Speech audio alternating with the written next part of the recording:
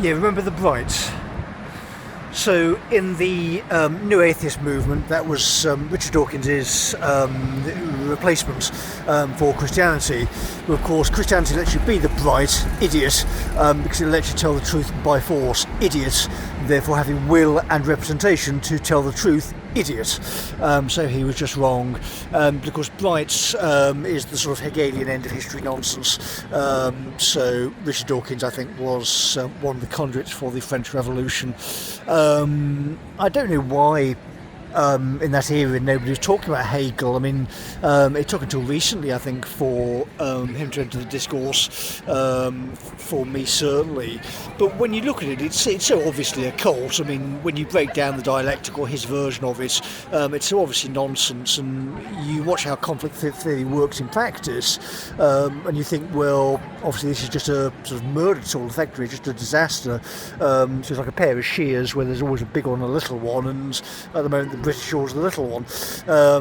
But the inference is so obvious. So the solution is obvious, isn't it? So you do sort of go back the 200 years, do the wrinkle in time thing, and just fix Britain, certainly prior to the 90s, but with the technology. So 80s economy, 90s mindset, and sort out the borders. So it can be done.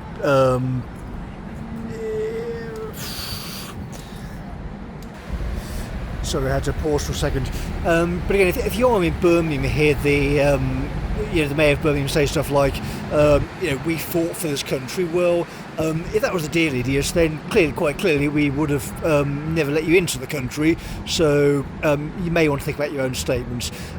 Please just leave peacefully. We don't actually want any more of this nonsense. There was a big war. It was very unpleasant, but the British did give up a lot of blood and treasure again to deal with the Hegelian Volkssocialists. So we're not having people hopped up on critical theory from Birmingham University attacking people, please, or trying to lay claim to the country or whatever nonsense you're claiming.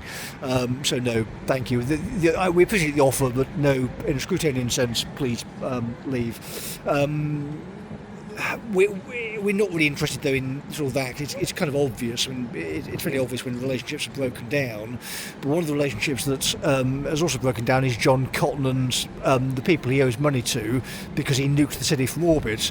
I was just organically a meteor smashing into the place, which is why they can't answer any communications.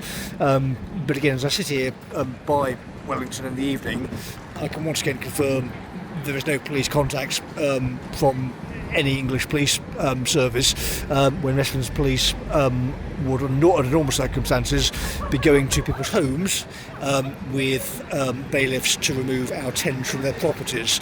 So when we go through the court process to say, this is required, they will do it. But when you're saying there are quite clearly dangerous people running about the organisation, including Islamists, they're not interested because they've been trained not to look at this stuff. Crenshaw's weapon was unfortunately quite clever. It did incapacitate the British mentally, but now that's being seen through. So if you can cure people of Crenshaw's thought in a sort of a philosophical sense, that our organisations can be run as they should be, as they were, back in the 90s, where none of this stuff would have been tolerated, and the postmodernist construct can be picked apart by anybody intelligent to say that this current invasion was, of course, quite clearly never wanted. But again, the British are quite good at counter-revolutions, so new Home Office and new passports will be sufficient for the more peaceful groups, but some are not going to leave unless forced to, and as residents of the Umma are quite unknown across the world for not leaving when they're told to, I'm afraid there may have to be some kind of coercion for them to depart the green and pleasant land. But yes, while the Mayor tries to claim Mercia, sensible people will stick around in Scotland.